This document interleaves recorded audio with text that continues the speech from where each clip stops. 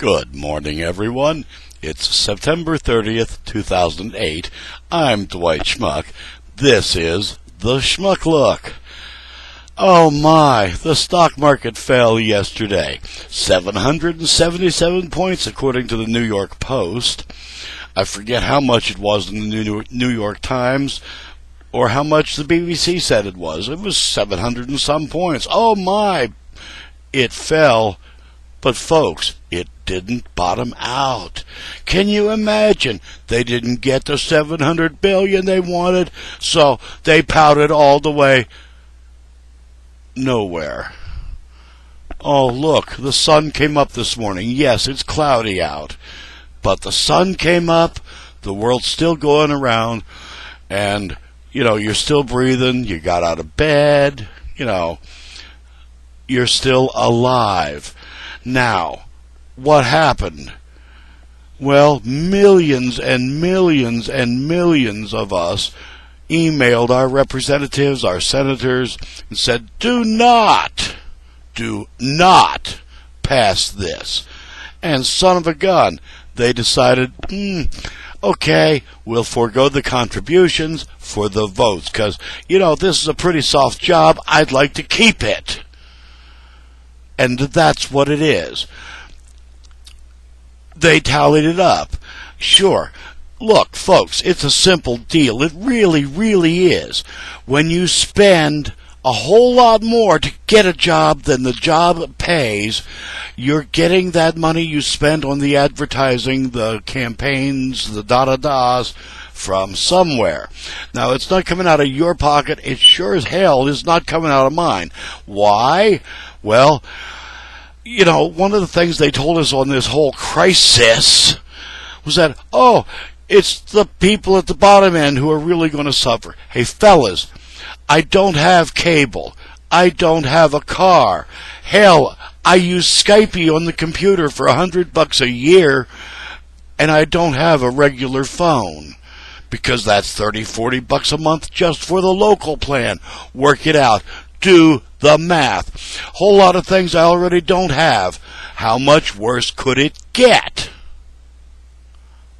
That's what we said to you yesterday. Gas costs too much to take a nice Sunday drive anymore. All those little things that us little people like to do with our little lives, we haven't been able to now for quite some time. It's called the trickle-up thing. It's like an artesian well. The water comes down off of the hills, the peaks, the pinnacles. The snow melt. It sinks into the ground. Somewhere it bubbles up. Oh, yeah. Then it evaporates, falls down on the hills again. It's a process. Economics is pretty much the same way.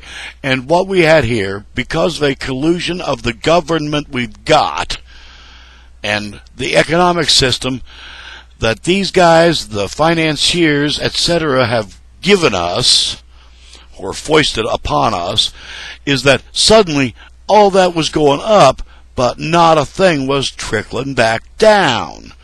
Okay? And if it doesn't come back down in precipitation, there's going to be nothing to evaporate back up. That's what happened yesterday. It's a simple deal. I've tried to explain it a little more simply than what the economists would, because, let's face it, they're professionals. And all that means is that, we'll use big words and confuse a whole lot of people, so we're authorities.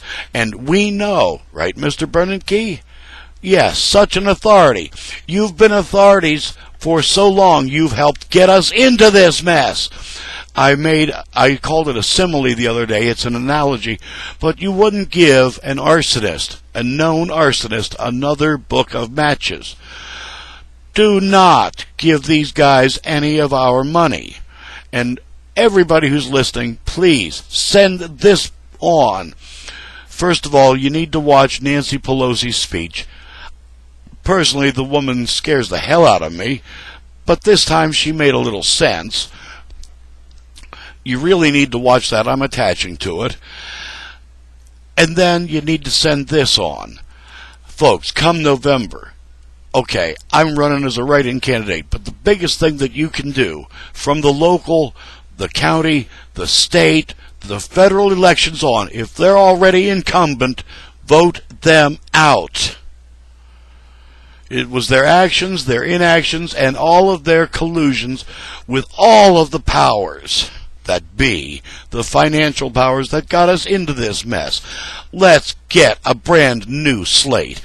Like I said, the sun will come up. It may be cloudy, but the sun comes up, and that's it.